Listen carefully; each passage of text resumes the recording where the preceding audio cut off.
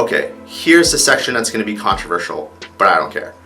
Although Japan has a high debt to GDP ratio and is in deep financial debt, there's a lot of things that Japan does have going for it in terms of culturally and in terms of financial infrastructure.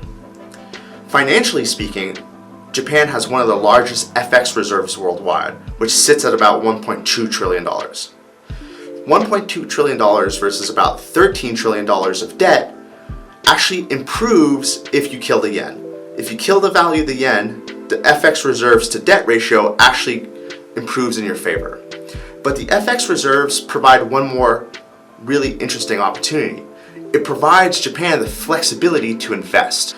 Currently, the Western world is in a fiat trap, and we're actually starting to see BRIC countries looking to start a hard money cycle backed by gold. Now, I personally think the hard money cycle backed by gold is still looking backwards. The real interesting opportunity is to move forward in digital hard money. Japan actually has the opportunity to be the first mover. Let's just say, for example, that Japan uses some of its FX reserves, say 300 billion or 500 billion, to buy Bitcoin. It can solve a lot of its outstanding problems all in one shot. Firstly, owning hard money, in terms of owning Bitcoin, is a really interesting proposition on the Japanese balance sheet.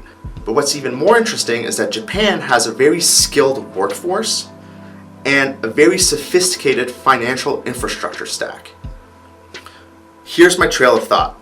Should Japan actually buy Bitcoin and then pioneer the development of the crypto industry, it would actually be bootstrapping one of the highest growing industries within its economy. Another interesting aspect is that because Japan is a homogeneous society, it can actually communicate these efforts very efficiently throughout the population and essentially get more people on board quickly into this new type of thinking. Two more quick thoughts.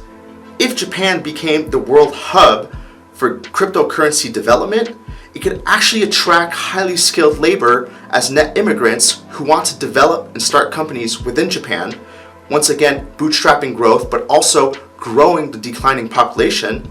And lastly, if Japan succeeded in pioneering the cryptocurrency sector and developing the sector at mass scale, it actually increases the value of its own holdings that it bought earlier as a start of the effort.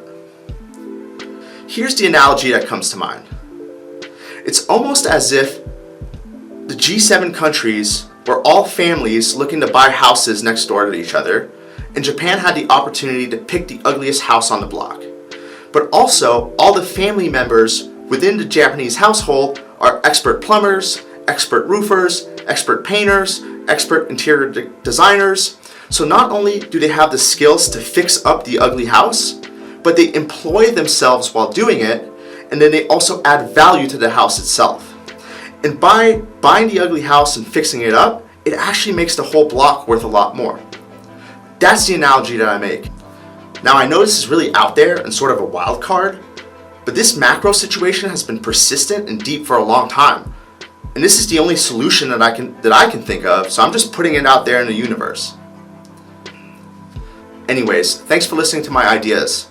Check the link below to download the chart book, and for anyone interested in CryptoVol, check out some of our reports linked below as well.